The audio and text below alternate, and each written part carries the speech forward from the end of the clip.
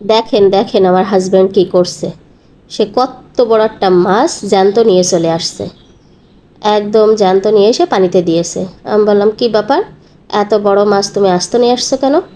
তা বললো তোমরা শহরে থাকো, জ্যান্ত মাছ দেখতে পাও না, আমার বাচ্চাটাও দেখতে পাই না, তাই নিয়ে আসলাম যাতে তোমরা একটু দেখতে পাও।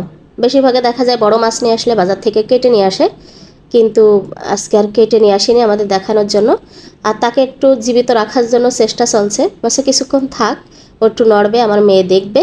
তাই সে আসলে পাত্রে হচ্ছে না, প্রত্যেকটা পাত্র ছোট হয়ে যাচ্ছে, এত বড় সাইজের মাছ মানে বালতিতে গামলাতে কোনো কিছুতেই আটতেছে না। তো পরে আর হলো না, ওর বাবা তুলে অলরেডি আঁশ ছাড়াই। আমি বললাম এটা তো এত বড় বটি দিয়ে কাটা যাবে না, তুমি এই চাপাতি মনে হয় এটা বলে, আমি শিওর জানি না, এটা দিয়ে একটু ছোট ছোট পিস করে দাও, তাহলে আমার কাটতে সুবিধা হবে।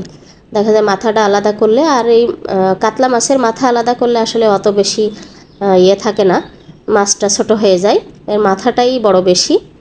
তো ওর বাবা একটু আমাকে ছোট করে পিস করে দিচ্ছে, তারপরে আমি দেখা যায় বটি দিয়ে একটু পিস করে নেব। আর আমার কথা শুনে অনেকেই বুঝতে পারছেন আমি প্রচণ্ড অসুস্থ এখন।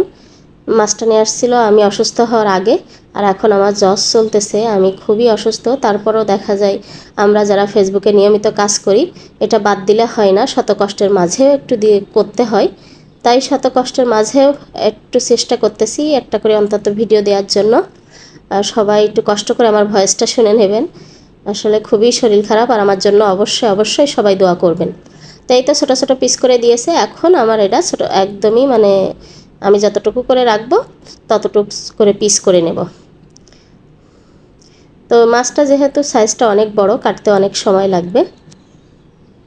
এরই মাঝে আমি কিছু কথা বলতে চাই। কিছু মানুষের কমেন্ট আমাকে আসলে অনেক কষ্ট দেয়, সবাই না, অনেকেই অনেক ভালো ভালো কমেন্ট করে, অনেকেই উৎসাহ দেয় আমার কাজের প্রতি, আর অনেকে এমনভাবে কমেন্ট করে মনে হয় যেন আমি আসলে মেন্টালি অসুস্থ হয়ে গেছি।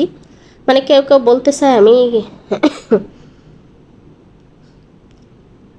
আমি নাকি মেন্টালি অসুস্থ, এই যে ভিডিওগুলো করি এগুলো দেই, কিন্তু তারা বুঝতে পারে না যে এটা আমার একটা কাজ, আমি একটা কাজ করি।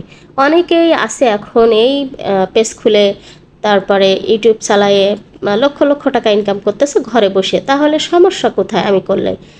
আমার জানি না আমার ভিডিওর নিচেই শুধু তারা কমেন্ট করে নাকি অন্য জায়গায়ও করে, মানে আমাকে এমনভাবে মাঝে মধ্যে মানে কমেন্ট করে যে খুবই খারাপ লাগে। কিন্তু আসলে এটা পাবলিকলি কাজ করতে হয়, অনেকে অনেক কথা বলবে, সবার মুখ আছে সবার হাত আছে, দাপ করে একটা কমেন্ট লিখে দেবে, কিছু করার নেই। কিন্তু যারা অরিজিনালি জানে বুঝে যে আমি এখানে একটা কাজ করি বা আমার এটা একটা কাজ, আমি ঘরে বসে যদি কিছু করতে পারি তো অসুবিধে কোথায়?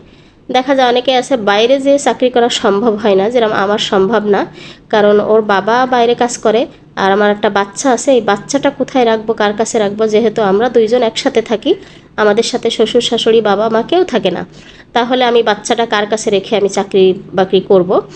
তো সেই ক্ষেত্রে দেখা যায় আমি যদি ঘরে বসে কিছু করতে পারি তো সমস্যা কোথায়? তো আমার কথা হচ্ছে, আরে সবার কাছে আমি ভালো হব না, সবার কাছে আমার ভিডিও ভালো লাগবে না।